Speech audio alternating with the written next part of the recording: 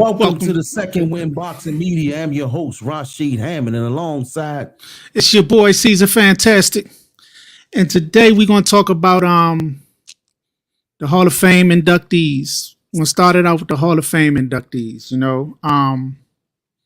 It's a good list this year. They having to do 3 years in one because of the unfortunate circumstances that came along. And so I'm going to read off. I'm going to start with the men that's going in. And then I'm going to go to the women and then the trailblazers and things like that. So from the year 2020, we got Bernard Hopkins, Juan Manuel Marquez, Shane Mosley. Those are the men that's going in from 2020. From 2021, Vladimir Klitschko, Floyd Mayweather Jr., and Andre Ward. And for the class of 2022 is Miguel Cotto, Roy Jones Jr., and James Toney. What you think about that list, Sheik? Man, that's an amazing list, man. Each year from the 2020, 2022, 2021, and the 2020? 2020, 2021, 2022, yeah, from 2020, 2021 to 2020. Roy Jones, you got Roy Jones, James Toney, just the name Cotto. Cotto, yeah. That's an amazing group of guys. And then you got Floyd, of course, who's considered one of the best that did it. Got the legend killer himself. Shane Mosley.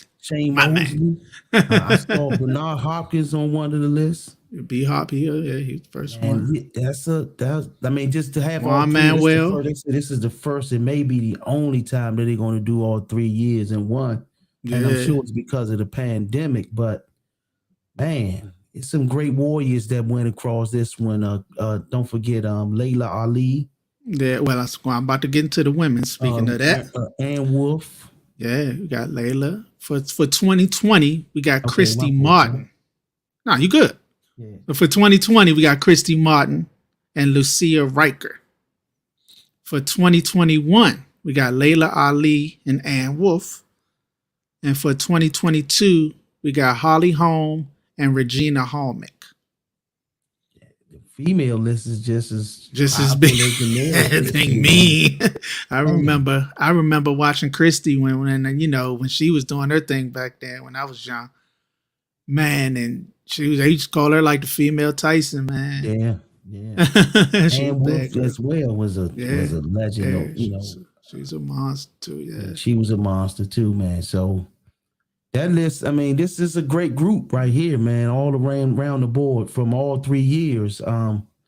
It's a lot, and Cotto, he well-deserved.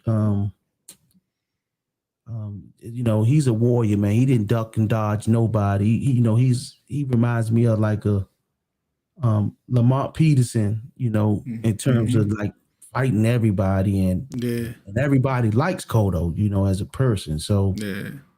Man, congratulations to that squad, man, that made this prestigious award of being the International Boxing Hall of Fame. That gets no better than that, man. That's the greatest achievement that any fighter could ever get, greater than being a world champion. Of course, you have to be a world champion most times to be considered in that list. So just to be, amongst that group of people before them that came, like, you have like Sugar Ray Leonard and Muhammad Ali and Sugar Ray Robinson and Jack Johnson, and there's so many names that can go back. Willie Pep, Archie Moore, George Foreman, Marvelous Marvin Hagler. Those names just to be Mark Two Shop Johnson was from here. Just to be amongst those great names, to be considered one of the greatest that ever did it, man, because that's not a list easily given. True legends, man. Yes, indeed, man. Yeah, and then we have the old timers who, they the guys from way back who, just getting in. We got Frank M.A. or M, Dave Moore, and Todd Morgan.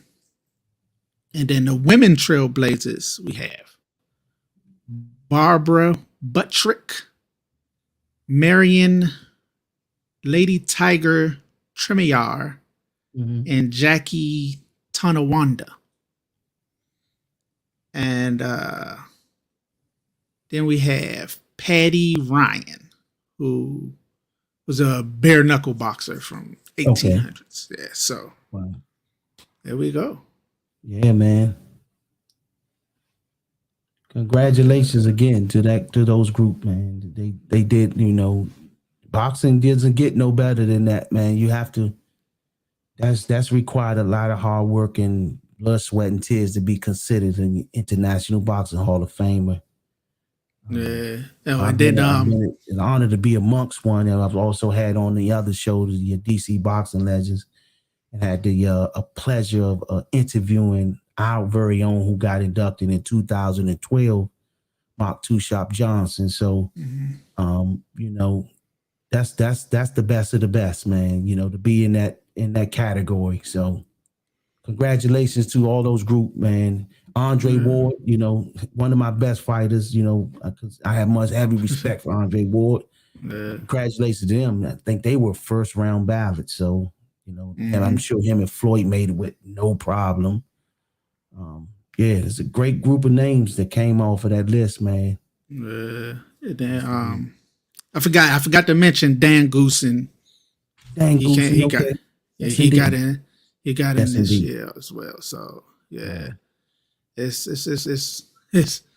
a good list, man. It's a good group, man. Good group that went in this year. And next I want to get on to some unfortunate news that happened earlier this week. South African boxer passed away after injuries that he acquired in the ring or whatever, right?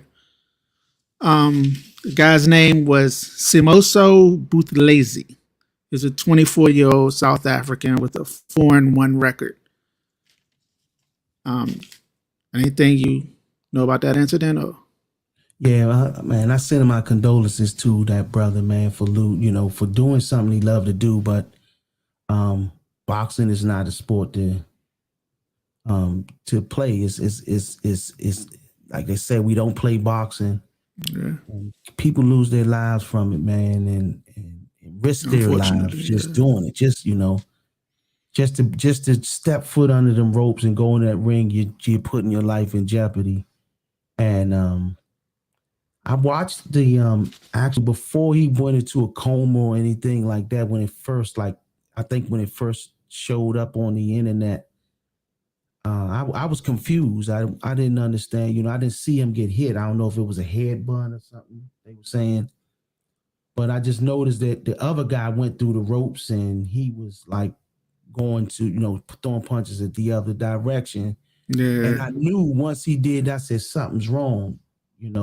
Usually fighters do stuff like that when they have either concussion or they've been completely knocked out and don't know that they knocked out. So definitely was a serious situation when you see fighters do stuff like that. That's something to be alarming and be aware and be able, pay attention to. The referee did the exact right thing and stop that fight.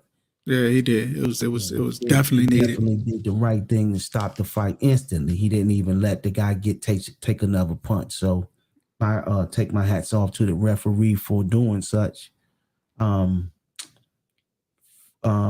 This sport is brutal, and these fighters deserve their roses while they are here on earth. And that's the purpose of me creating these platforms, and Sean as well creating this platform to give flowers while they are here to all fighters internationally. So I send my condolences to his family. May the ancestors welcome him with open arms. Mm-hmm. Yeah. Definitely, that's indeed. Now, right after the news surfaced of his passing, Earl Spence tweeted something that I wanted to go over, and talk to you about. He tweeted, "That stuff comes from sparring. Some of you boxers in sparring wars year round weekly." Then he says, "Some boxers are just tough AF, and they get they ass beat year round weekly, and need a coach to save them from themselves." So, what's your take on sparring? And Yeah, it's spawn is a art. I'm really against sparring people, and beating your sparring partners badly and posting it, and I have a big issue with that, man. Like if you ever listen to any of my past podcasts, those out there, you hear I'm against the sparring wars. You got a guy smaller than you. You work on your jab. You work on things that you're not good doing. Like something some of your weaknesses. That's the time to polish up on things that can be corrected. Now, fight time, it gets a little different, but just having brutal spawn sessions may cause that situation with that fighter because it didn't look like he got hit with much. He probably was already injured. It was already done Before the fight injury that probably happened before the fight. Yeah. So man. Yeah, it's unfortunate. I think I see it the same way. I see it like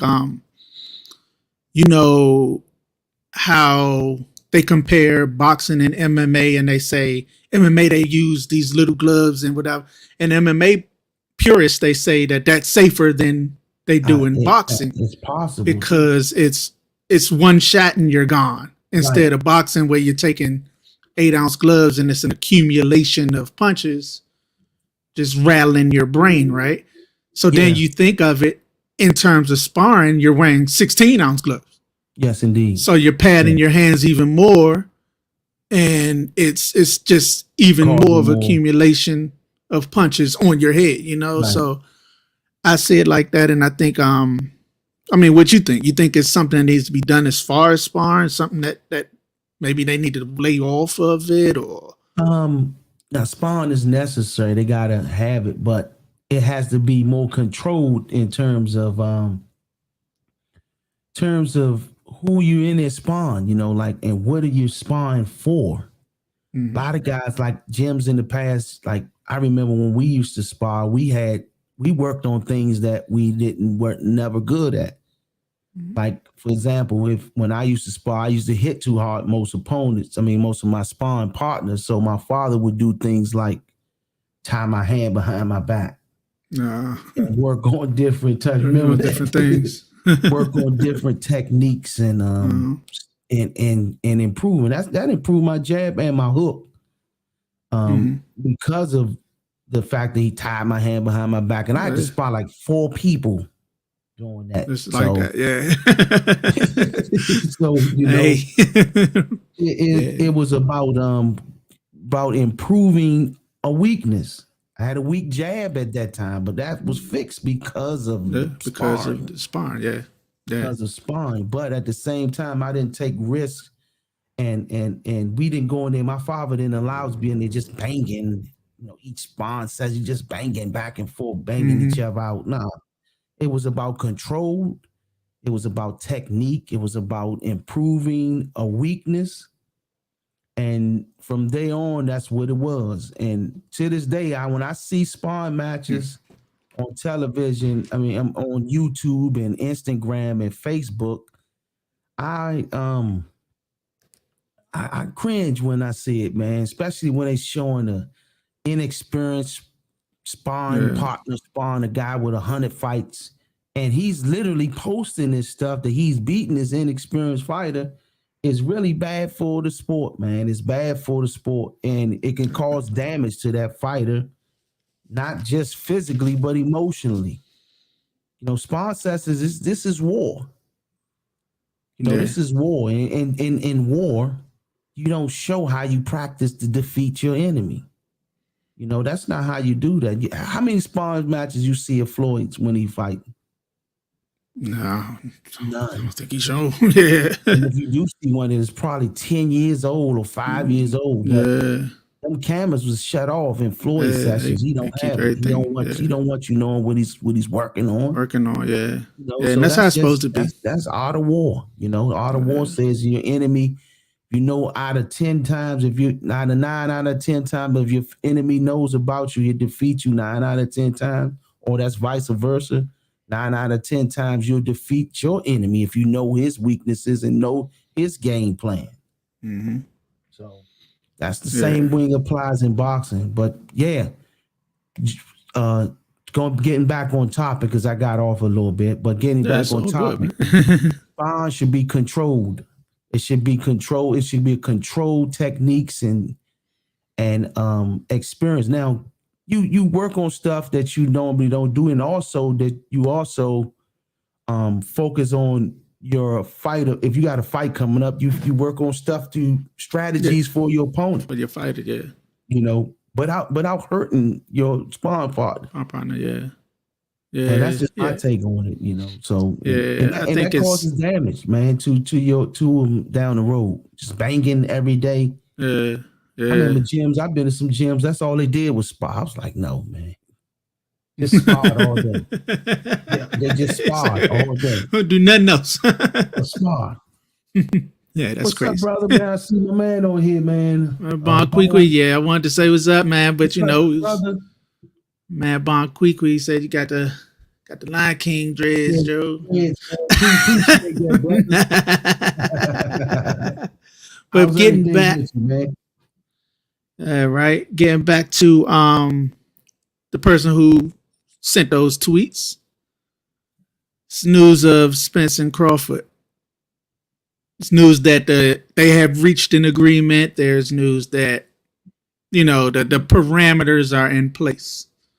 Do you think the fight's gonna happen now or not? Yeah, I think it's gonna happen. It's just the pressure's now on them two that it has to happen. Like it's no way of getting out of this. No way. The public wants it too much. It can be a mega fight, just like Mike Tyson, Holyfield, Floyd Pacquiao,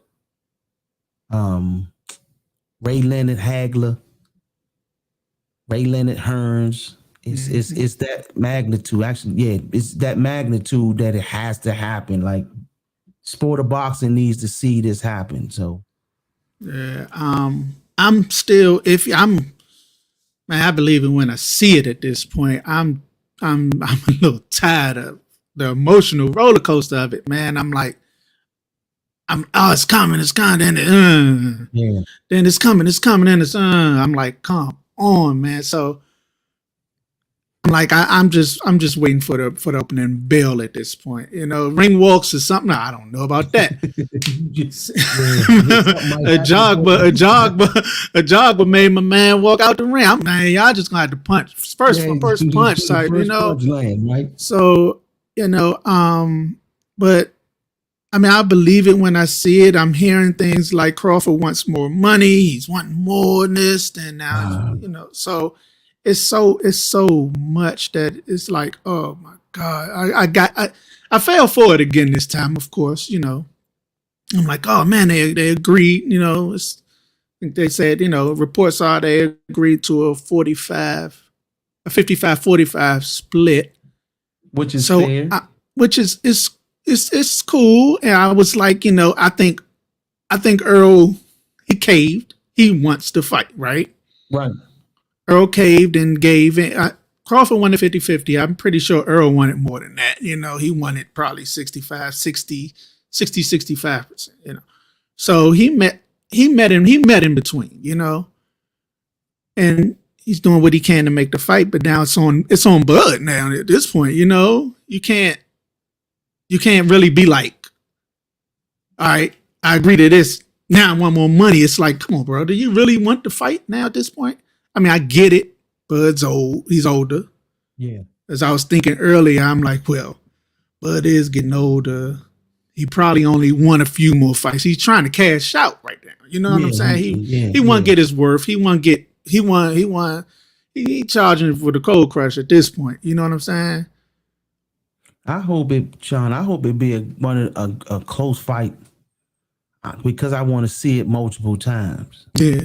And I want these young brothers to make them some good money multiple times. Yeah. So I want to see it more than once. Yeah, I think as I said before, it had trilogy written all over this. This is perfect for a trilogy, but you got to get the first one in if you want to get to a third. You know what I'm saying? Yeah. So, and that's before Bud gets 50, 40. I know he don't want to fight until, he's old, he's older. So, you got to get this one in, bro. Yeah. See, this one is more has, in my opinion, more magnitude in terms of because they both have not shown any weaknesses yet. Yeah. In their fights. Yeah. Like you can go back to the Floyd Mayweather versus Pacquiao fight. Floyd Mayweather didn't show no weaknesses, but Pacquiao got knocked out before that fight. Yeah. A couple of fights before that fight against Marquez, right? Yeah, yeah. So this fight here, these two guys beat everybody that they fought. They beat everything came across. Beat the hell out of everybody they fought. Yeah. So it's collision course. This fight more special to me personally than the Floyd Pacquiao fight because Pacquiao showed weaknesses because he had several losses, and these two guys haven't lost to nobody, and they beat the hell out of everybody that was in front of them. Yeah, and styles make fights, and it's two different styles, and it's like who's gonna prevail, which style is going to prevail in this fight. It's the makings of something great. Yeah, man. It has the makings of something real great. Especially with Crawford. I mean, the style of Crawford is so awkward. I mean, not awkward. I'm not going to say awkward. Let me rephrase that. It's so complex. He has a complex style. Yeah, yeah. And that's where that's the thing. But Spence knows how to break his opponents down. You know how to take what's great with you and take it from you. He's real technical, really technical, real just efficient. I'm going to get here. I'm going to get here. I'm going to do this. And you can't stop me from doing that. Exactly. And this is how they were scared that the rumor mill is in October, correct, John? First round was October, because Canelo had September on lock. Okay. So they wanted to try to beat him to that September date, but he got that quickly. And October and maybe early November. Hopefully early November. But I hope they signed a deal. But they probably, I heard Spence signed his. Well, that's what I said. We're waiting on Bud, man. He's trying to get every penny he can out. And also location's important too, I heard as well. Yeah. That's a big deal too. Yeah, I think Vegas. they said Vegas was what you call it. Now I guess they trying to figure out how they can probably try to get him more money. Yeah. Or try to figure out ways to get more money, but man, it's rough. Like you're gonna have to cave too. Earl caved a little, Earl caved. So you have to give up a little bit too, bro. So you gotta have it, man. Now next I want to get into the topic of amateurs, the amateur system. Okay. And want to ask you, as someone who with experience, is the amateur system, how important is it to a boxer's career? As a pro, for pros, and how important to it is for pros. Yeah. Very, very important. It's a few fighters that can scathe the the amateur ranks and have little to no experience. Most of those guys are heavy hitters. They are not really technical punch, technically sound fighters. They're just good punchers. So the amateur program is a totally different beast than a professional program from what I was told. I never went pro, so I can't really speak on it. But from the looks of what I see, far as the beginning first 15 fights as a pro, the competition level is not as advanced as an amateur. You might have one fight and fight somebody. Now, this was how it used to be. You would fight somebody with one fight. You might have one fight and you fighting somebody with 40 fights. My guy that I fought, my first fight had about 60 fights, Yeah.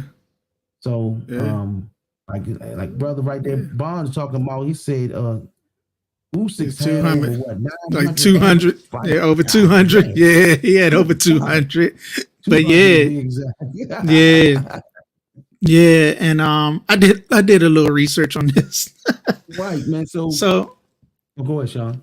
Oh no, I was saying I did a little research and I came out. I was pretty much in agreement with what you were saying. Like, okay, the amateurs,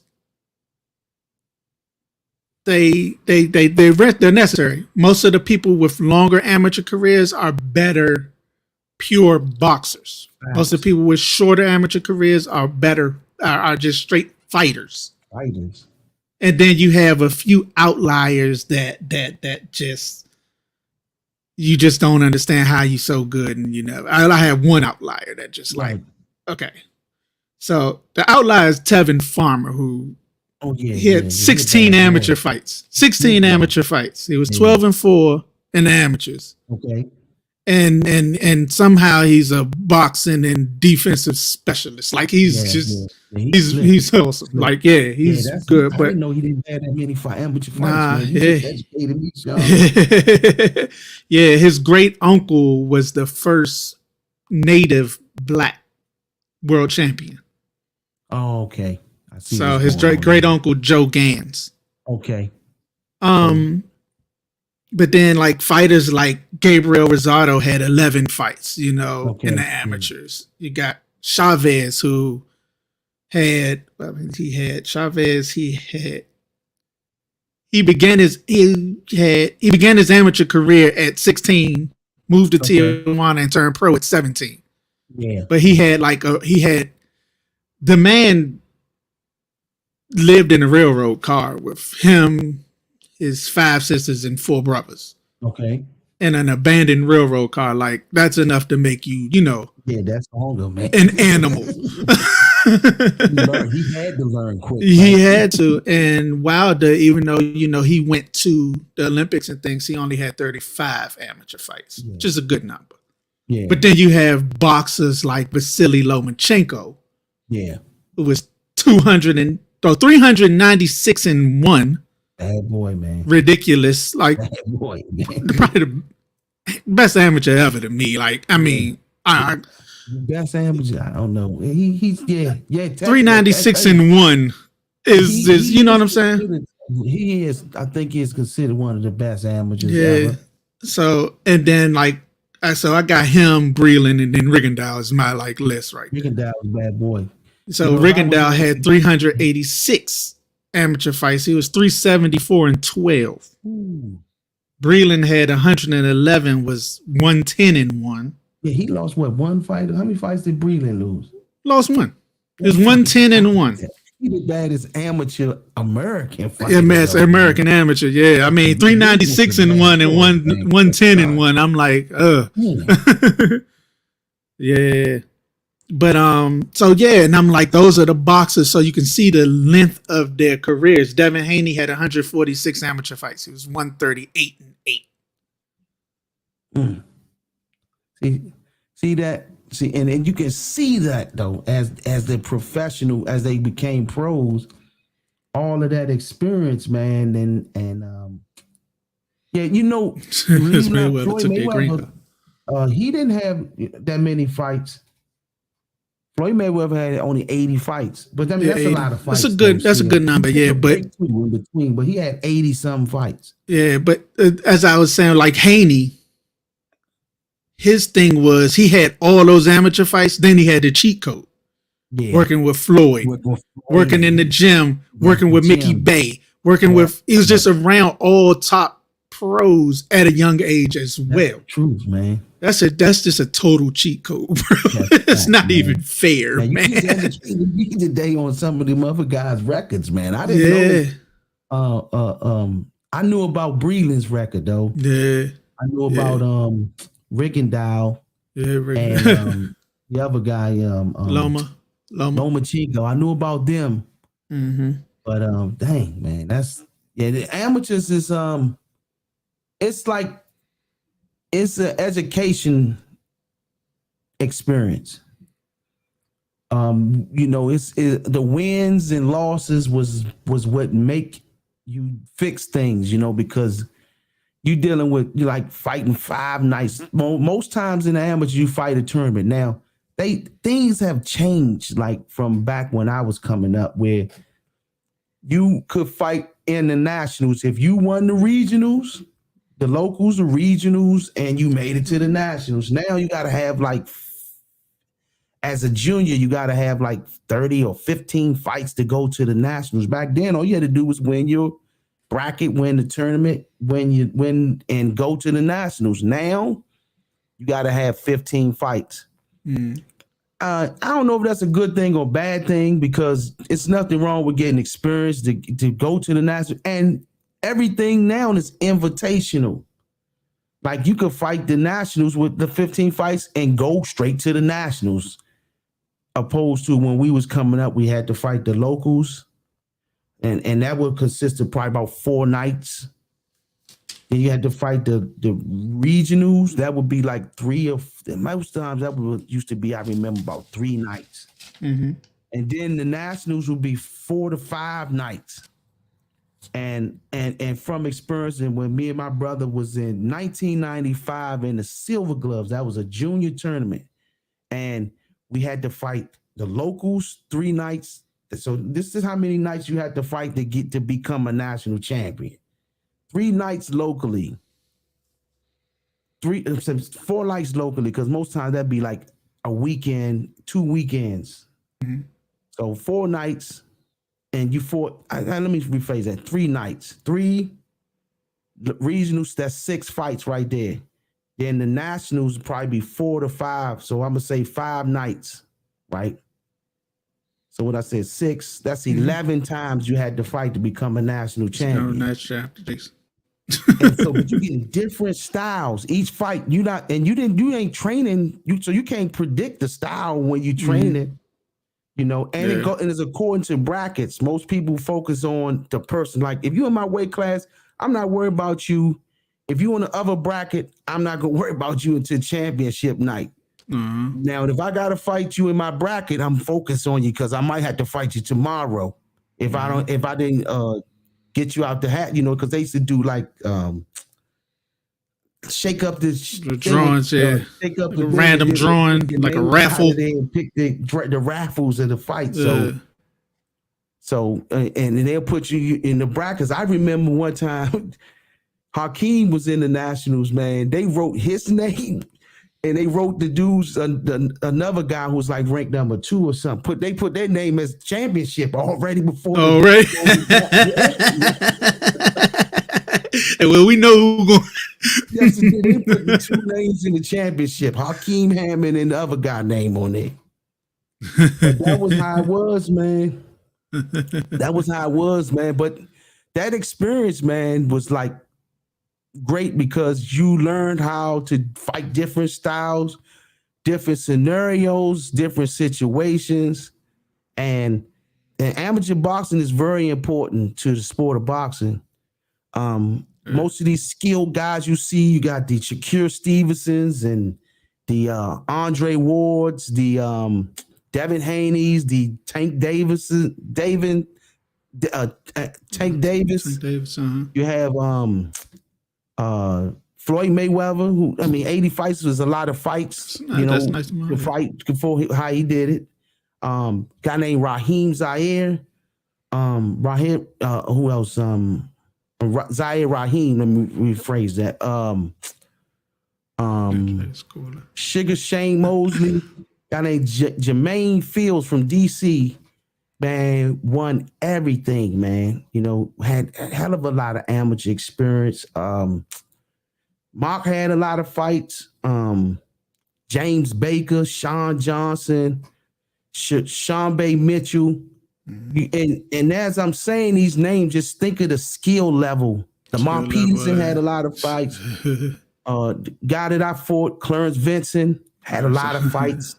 I'm the only one that defeated him in DC. So he never lost in DC to nobody in DC but me. That tell you how good he was and how many amateur fights. His record was like 100 and something and 5 or something like that too. He had a big record. Who else? A guy named Tony Tiger. I remember as a junior, he had almost 100 something fights by the time. I think he had over 400 amateur fights when it was said and done with. Wow. Chop had a lot of amateur fights. So it was a lot of people that, but you think of the skill level as I'm saying these names. Yeah. You can see how important amateur boxing was, far as developing skill set fighters. Yeah. And according to the Hall of Famer himself, Mark Two Chop Johnson said the amateurs are harder than the pros. That came out his mouth, the Hall of Famer. He said the amateur harder than the pros.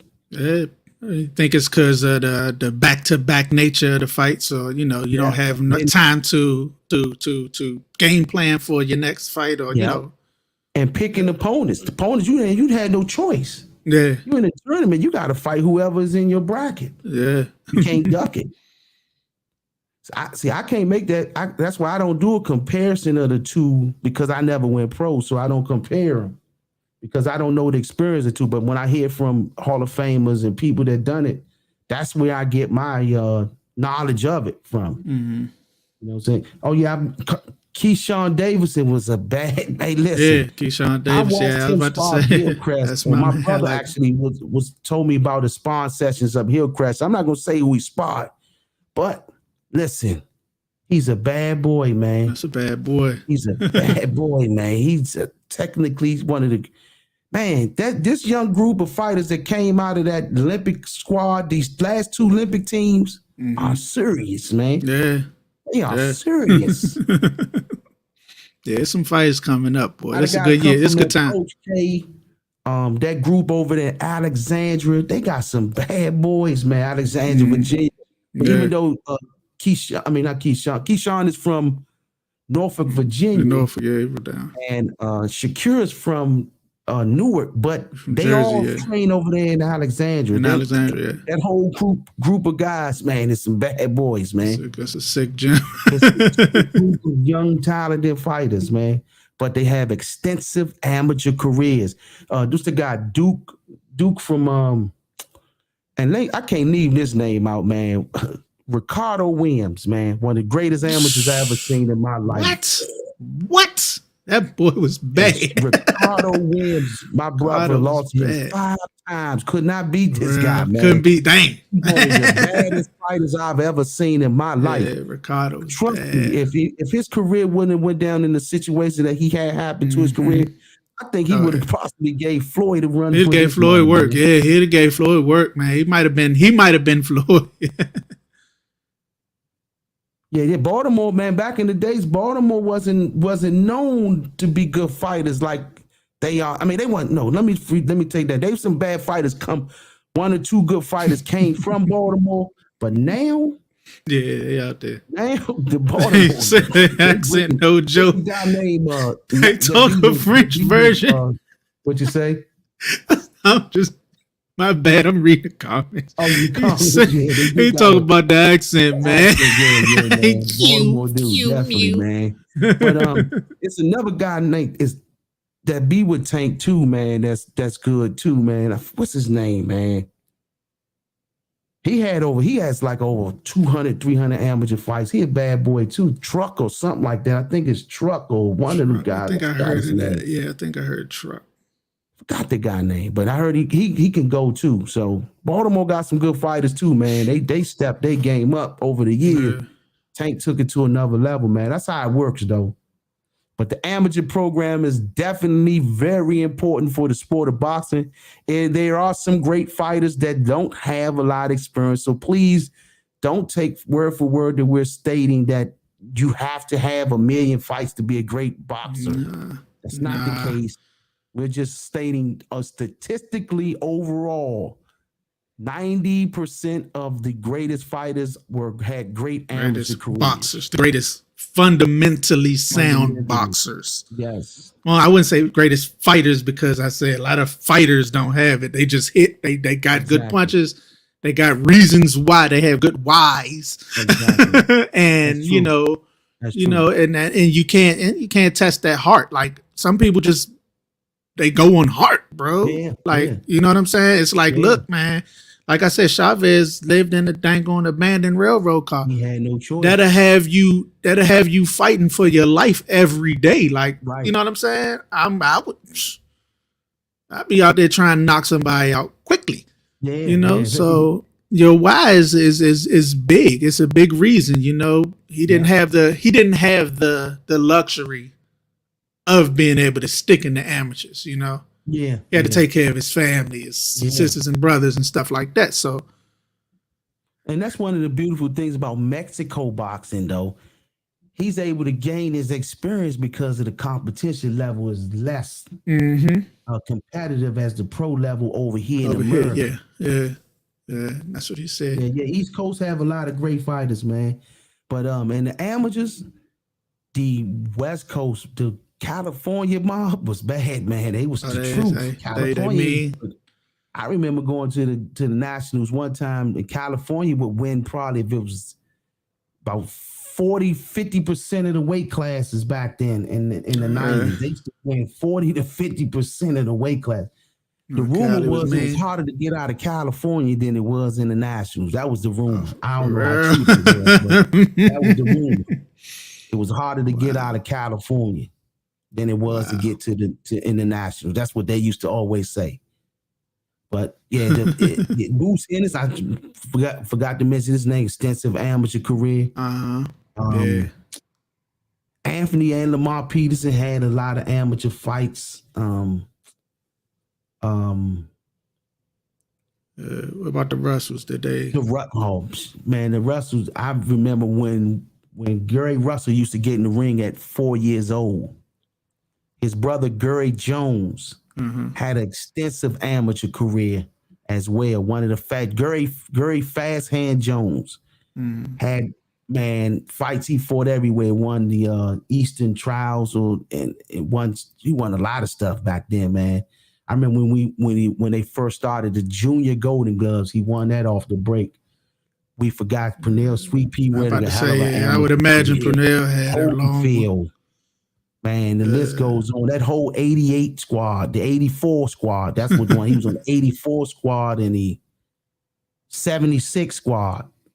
Man, the truth. The truth. Ray Leonard, that whole squad. Spinks didn't have that many amateur fights. I think because I'm not sure. I got to research that. I'm not gonna say nothing about Spence. I ain't run across Spence. But amateur joint. extensive amateur careers. All those names. Pernell Whitaker, one of the slickest fighters ever. Yeah. Plenty of amateur fights. Monster. Sugar Ray Leonard, plenty of amateur fights, all up and down DC, fighting everywhere. Plenty of amateur fights all over nationals, international tournaments. It's very needed, man, because it keeps you the scenarios that you saw in that game and the amateurs goes with you in the pros. Now you have to make some adjustments to the pros and start learning the pro way. Because the pro way is totally different from the amateur way in terms of timing and slowing down, sitting on your punches, not getting hit as much as you did as an amateur, because you can get hurt, man. You can get hurt if you go in there thinking that headgear is still on your head and it's no longer it there, ain't there. and you wouldn't find out the hard way. It's a learning curve. You're going to learn quick. It is. But amateur boxing is definitely the trade school or the vocational school before you reach your career as being a professional boxer. I think you should take most people through the amateur ranks. I see a lot of amateur fighters who don't have that many fights, and their trainers trying to cash in on their own investments and rushing to turn a lot of these fighters pro. Yeah. It's like when you're not ready, man. That's why I say. That's something to be aware of and worried about. Yeah, stay there, Sean. I think I froze up, but keep talking. I'm gonna put another battery in. All right, but yeah, that's like Spence said earlier. Like I was saying, Spence said earlier about the trainers, and sometimes trainers gotta be able to save their fighters. You know, you gotta find. It's a good thing to talk about one day too. Trainers and what makes a good trainer, and sometimes trainers having to save their boxers, you know. So what about Tim Witherspoon? I don't know about Tim Witherspoon's amateur career. I had to find that out. But he was a good boxer though. I know that. See, I might better look that up right now. What are we waiting for? Bruh.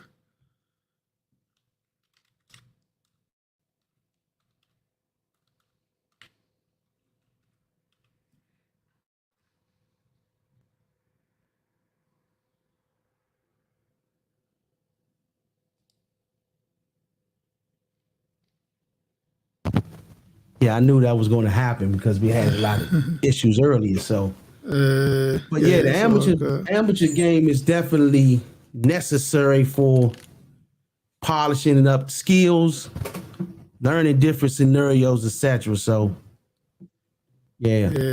But I was just saying we gotta talk about that one day. Are you saying like the trainers? Judah, man, Brother Bond is throwing the names out there, man. Right. Spoon. Good God, man. We gotta talk about the trainers and saving their fighters. What makes a good trainer? You know, who are some good trainers? What makes a good trainer? And you know, because like you were saying, trainers that throw you out to the pros before you ready.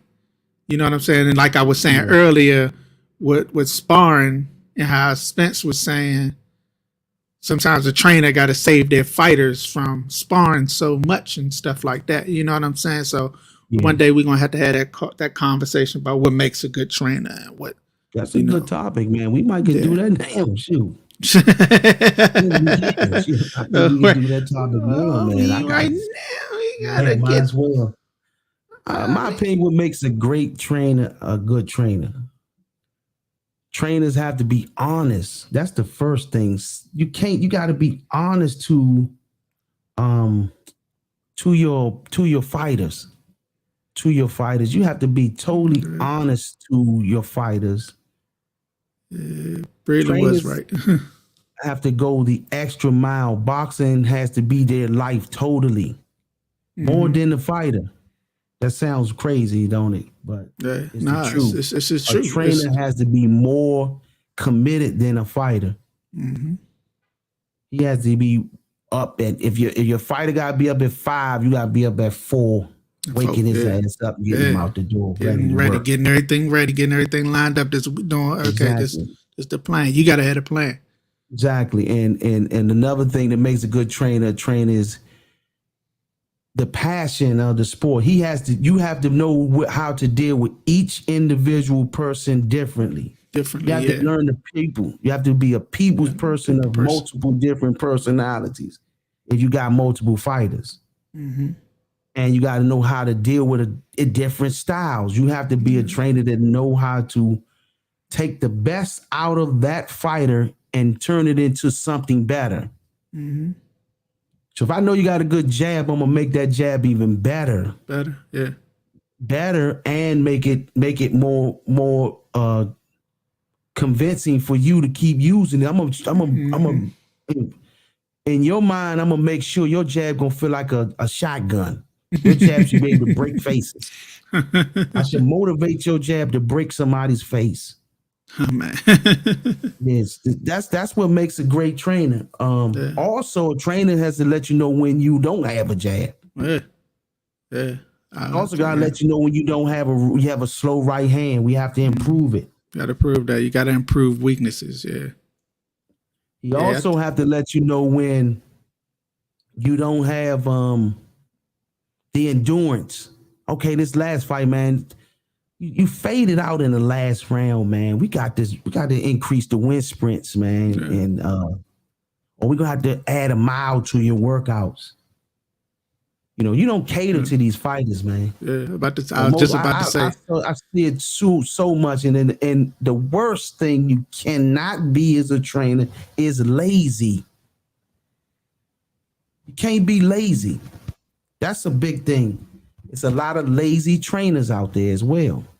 Some trainers are want to put something up and just say, okay, I can take you to the gym. I'm gonna take you to the fights and get you some, fights, but you didn't do what you had to do with the fighters in the gym.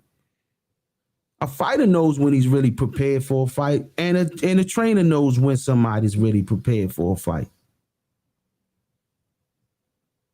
That's what makes a great trainer. Also, what makes a great trainer is knowing different styles, how to get your fighter prepared for different opponents. Yeah. I'm not going to put no boxer in there to box a boxer. We're going to slug a boxer and we're going to box a slugger. Mm. Those things you should know. Southpaw, you gotta know the techniques. Or if your opponent keeps his hands down, you got to know when the counter punches come over top with the right hand.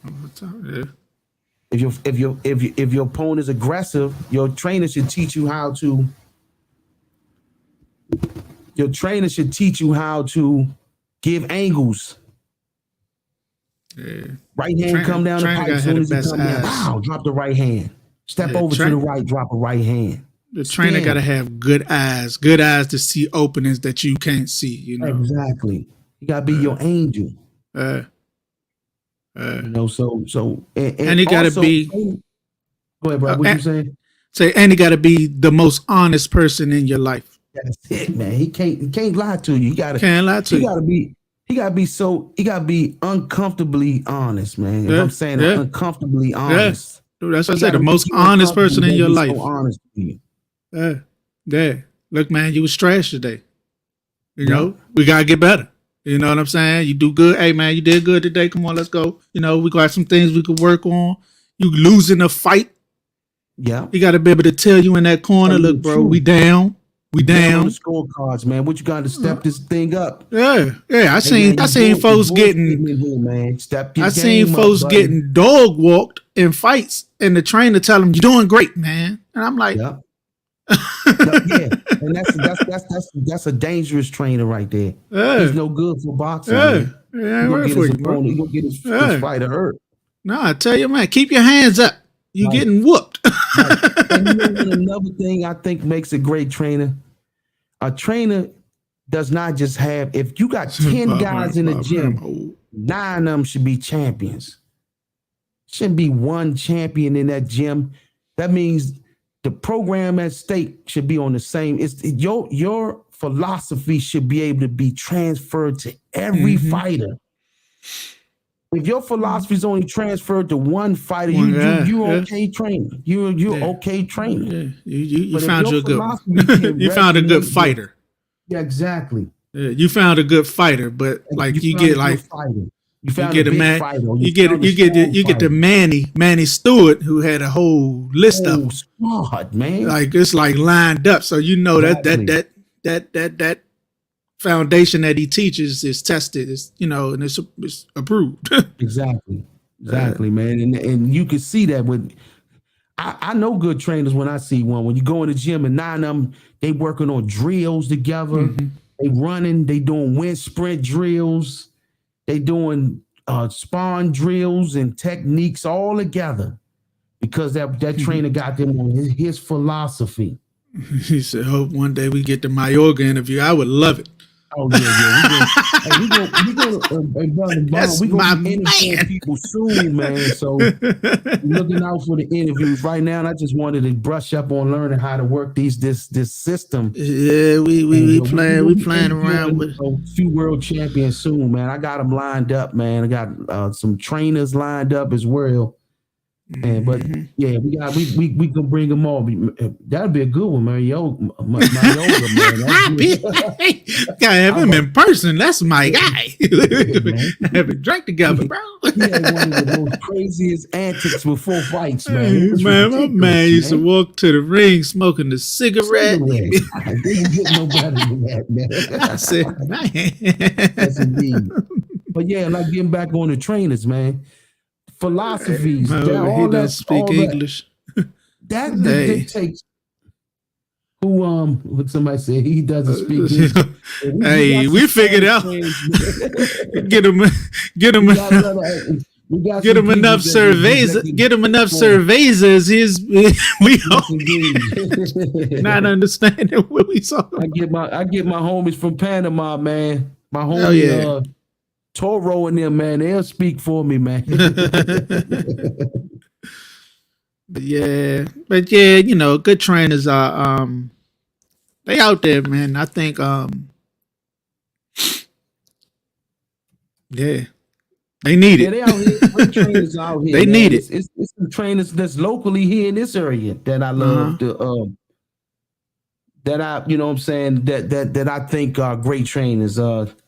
That has a philosophy of multiple, that can make multiple champions, you know? So he was in camp. So he was in camp with Mayorga for his Forest rematch. That's what's up. That's what's up. Sure. I got to see who name that is because that's one of the ones that don't show the name on it. Yeah. I know who that is. But all right. Now, next topic, though. News came out that Devin won the belts, won them all, you know, in Australia, and he now owes the sanctioning bodies upwards of $360,000. So just wanted to ask, is achieving Undisputed and acquiring all those belts worth it? Floyd Mayweather, that's one of the reasons why he did not pick the attempt to try to be undisputed. He did not want to give up those sanctioning prices and giving them all his money to the purses. His purses, every time he fought, he had to give a percentage to all of those governing bodies. So that was the main reason for Floyd not concerned with being undisputed world champion. Yeah. And I know Andre Ward said something. Yeah, Andre Ward said something along those saying. He said he got the belts, but then he was like, "Well, who am I giving my money to? You know what I'm saying? Why? Right. What you doing with the money? You know what I'm saying?" So yeah, it is an issue, and I mean, I don't know. I don't know if it is worth it at this point because it's like, what are they doing? Exactly. What are you paying for? Then you notice how if you don't fight, they'll take it from you. So it can get money off of you. Yeah. So. Okay. Take the belt. Yeah. I still got the money for the fight. You know. I mean. So yeah, I'm wondering, what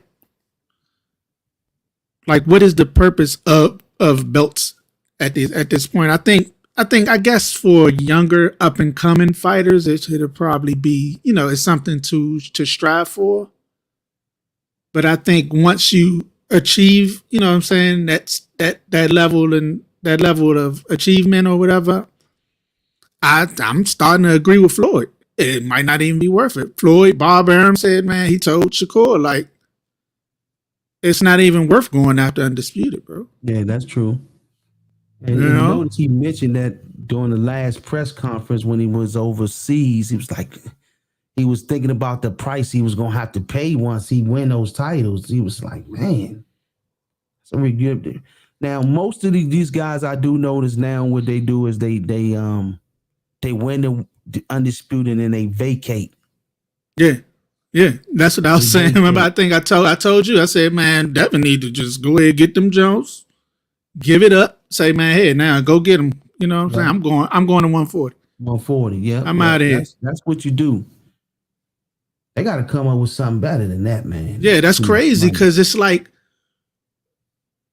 360,000. Like, for what? What did you do? You didn't promote the fight. You didn't take a punch. You didn't train. Like Kobe said, you should run in the gym. You went in the gym with me, like a divorce, man. Yeah, like bro, like come on, Joe. Like, nah, what did you ain't do nothing. Oh, that's brother Dylan up there. Dang, okay, what's up, brother Dylan? I ain't know who that was that said that. Yeah, that's a ridiculous fee, man. That $375,000 you dishing out to somebody that And you got to remember, Devin took a hit. Yeah. He took a hit on that fight, too. Yeah, he did. He took a big hit. He took a big hit. He didn't come off on that like he could have because he took a hit weight-wise and going over there. And yeah, man, that's a big hit. Yeah, so basically at this point, he did that for free? Yeah. Nah, you taking these belts, champ. I ain't giving you no money. Yeah. You know what I'm saying? Then this what they do. They try to add these new belts up in there to still get money off of them. Yeah, especially for the fact that now all this time y'all trying to say I was an email champ or something. Yeah. You know what I'm saying? You didn't want to give me credit for the belt that I had. Exactly. And now you want me to pay for these joints that I got? No, cuz. I'm good. I was him. I wouldn't sit on them no more. At first in the past, I didn't know how much it cost. I knew Floyd always mentioned that how expensive it was to be Undisputed and how it wasn't worth the sanctioning fees. I totally agree with that to a degree. Once you get them, give them up. Get rid of them. Get rid of them, move up and wait, or just get rid of them. He said shirt fried. It's Michael Kors, bro. But yeah, I'm like, man, okay, vacate them Jones, go up, take Josh Taylor's, vacate them, and then, just fucking Undisputed too. Yeah, that's what I'm saying. I go up, take Josh Taylor's, and then vacate them Jones, and then I'm just fighting whoever for the rest of it. I go sign with Floyd and be like, Floyd, pick me some fights, some sweet joints. You're right, man. Cold store. But yeah, that's not even worth the fight, man. Worth spending that much money. And imagine if he had this is what Floyd was saying. Like, you giving up, what is it, 10%? What is the actual cost for that, Sean, for each title? How much percentage do they want from the fighter? I don't know. I don't know that right now. So somewhere, how many percentage do they want from the fighters to get that fight? But it seemed like it's around that much because 360, and I think he bought in probably about three or four. Yeah, 360. Yeah. So imagine being Floyd making $100 million and got to dish out 10% of that. 10, triple. 4 different title people. 10 million to y'all for what? Y'all ain't nothing. Ain't took one punch. And hell no. Y'all ain't got a bead of sweat. Ain't a bead of sweat on y'all. Nah. Exactly. Nah, man, I wouldn't do it. Haney too big. Yeah, Haney said himself that he think he not long for 135. He says it's getting hard to make that weight. He hired a nutritionist and stuff for this fight, but he said it's getting harder to make that weight, Yeah,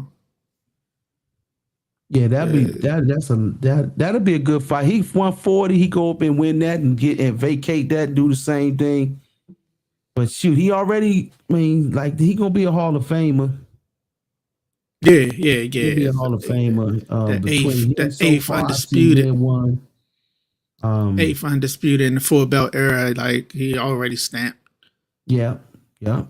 Yeah. That At boy, 23. What's the name? Made it the twins. Charlo. He will be one. Yeah. I winning that undisputed as well. Yeah, he was the 7th, right? I can see Spence and Crawford being one. Javante will be one. I'm about to say Tank. Tank Shakur will be one, a Hall of Famer. That play out, but yeah, he going. If he stay on the path that he going, yeah, he right there. Yeah. So, Devin Haney will be one, of course. I said his name already, but I mean, but this younger class coming up is something. Yeah, now, I don't know. Haney go up to 140, boy. There's some fights up there. Yeah, they going up there too. That's gonna be the next weight class too, bruh. That's gonna be the next dominant weight class. Man, could Tank say he run everything from 130 to 140? I don't know. You might want to stay 135, right? With them fighters coming up at 140 right now, boy. He'll be good. He'll be okay.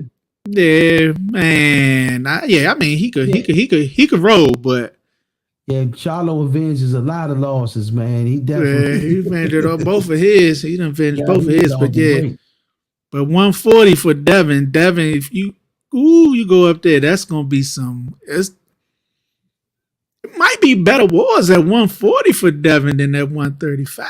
Yeah, I think so. You got Regis Prograis, Josh Taylor. You got Gary Antoine. Bad boy. It's some fights up there. Bad boy. It's a bad boy. Yeah. So yeah, man.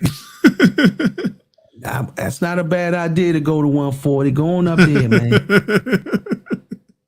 It's some good fights. Up to 35, and then we can. Shakur and Tank down the board. They can do like Floyd and them did. They can jump up and down. Yeah, they can jump up and down. That ain't much. Catch weights and all that. Yeah, that ain't much. Yeah, well, we can meet at 137. We can get it. Yeah. So I got Crawfish at number 1 pound for pound right now. I got Crawford. Crawford number 1. We're gonna come out earlier. We're gonna come out next week with our pound for pound list, our top 10s. We got to, because I'm seeing some fraudulent what man? They got Fury at 5 or something. Like, they got Fury on the list. He retired. Didn't he say retire? Yeah, but we're not sure if it's true or not. I mean, he said it. It's the juggle between Crawford and Spence. My thing is now the pound for pound top is between the winner of them that's coming up. That's how I look at that. They gonna both gotta earn that. That way they can eliminate the back and forth for who's pound for pound. Yeah. Whoever win that fight between Spence and Crawford will be pound for pound. They got Charlo off the list, and Charlo not on the list. Nope, that's what I Loma over Haney. Loma over Haney. Like, it's just if they fighters not in that, I know ESPN had about 7 of their fighters on that list. Yeah. All the ESPN fighters. Yeah. So, that's crazy. Don't show y'all lists. Don't even make lists. Yeah, I don't want to see y'all. Yeah, They biased. Yeah, it's like, come on now. Charlo got all the belts in this class. Strong class. Strong division. Strong division. I wonder how long he gonna hold on his belt too. If he gonna do the same thing, get tired of the sanction fees and stuff. He going 160, so he might just vacate them Jones too. That's the blueprint. That's the blueprint. He say he going 160. He gonna let Earl have 154. Oh, okay. They don't want to fight each other. You know what I'm saying? And Maul going to 168 to try to chase Canelo and Benavidez. Crawford going up there too. He said he was going. Crawford said that's why I say it's going to be a trilogy. They going to be in the same class regardless. And I'm like, that's why I was wondering. I'm like, are they going to fight? Are they going to fight it out down at 147 or just go in and go to 154 for it? Because you know what I'm saying. But I guess they want to get the undisputed thing out the way. Yeah, might as well. Then don't pay the sanctioning fees and keep it going. Hey, that might be the way. That is the way, huh? Everybody doing it. Inoue is definitely top 10. I got him in mind. I was impressed with he might be low on mine, but Yeah, I was mentioned him impressed in with the the list too. knockout. Yeah. He I was was what was he on there? The list I saw, I think he was I think like he might have been 3. 3. I He think might he have been was 3. 3. Yeah, I Man. think he was 3. 3. But yeah, he lower on mine because he's way down at 122. Yeah, 122 that's or the 118. thing. Yeah, 118. Yeah. Yeah, when he just knocked out Donaire in the second round or something. I was impressed though. I seen him before. I know he can crack, some of that class, but it's a difference in fighting down there than fighting at 47 and 54 and 68. And, you know what I mean? It's just a difference in fighting down there. So Yeah, I respect it. But I think he'd probably be about down there, it could get 7, brutal too, though. Believe it or 7 not, or 8. Yeah, it could be brutal, but brutal down there. yeah, but the wars in that class, I think, are a little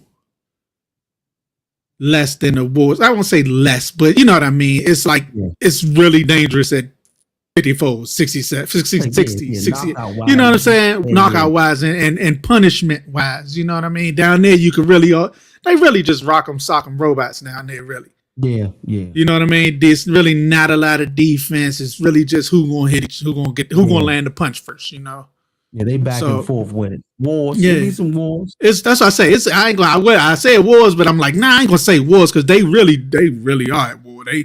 It's really just punch. Yeah. Yeah, they fast. They fast. Right. But yeah, the risk factor and okay, I gotta. You're a heavyweight. You gotta really focus on defense. You know what I'm saying? Down there, they take punches. You know what I'm saying? But at heavyweight, you standing across from Wilder, Fury, Joshua, somebody like that, where one punch could just throw you. That's true. You know what I'm saying? Believe it or not, the ones that's down in them lower weights be more punchy. Well, they taking 500 punches. Yeah, they taking 500 punches a fight. You know what I'm saying? It ain't the one punch. So they willing to risk landing there to trying to get. They willing to take a few shots to try to get one good one in. While a heavyweight, you not willing to take one shot. Yeah, to get one in. I'm being careful most. Yeah, you boxing a lot more. Yeah, that's facts. Yeah, so so that's why I would probably have him like 8 or 9 on my list somewhere down there because that and he ain't really seen the best of the best down there. You know what I'm saying? Donaire was, but he's older. You know what I'm saying? Yeah. If he get up there to 22, gotta go see Fulton. Then he could gain some respect. You know what I'm saying? Yeah. You get past Stephen Fulton, Then he put a mark on his. Yeah. Now I'm like, okay, yeah. Now I'm like, Inoue. Right. Hey. Right. For that older guy, that's not, I mean, nothing wrong with it. He got to do what he got to do. Done there 40, but his best days are way behind him, man. Yeah. The fact that his last fight Donaire really stuck with him. One. You said what? I said he pulled off one in between, and I guess they think, but Anyways, he's an amazing fighter. Like ain't nobody you just gonna get one over. You right. Right. So man, but that's our time, man. It was a great episode.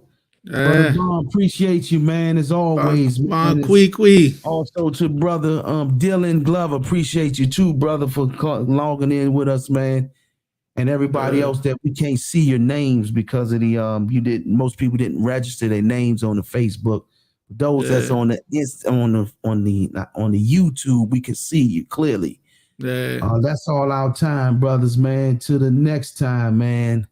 The Second Win Boxing Media. Peace.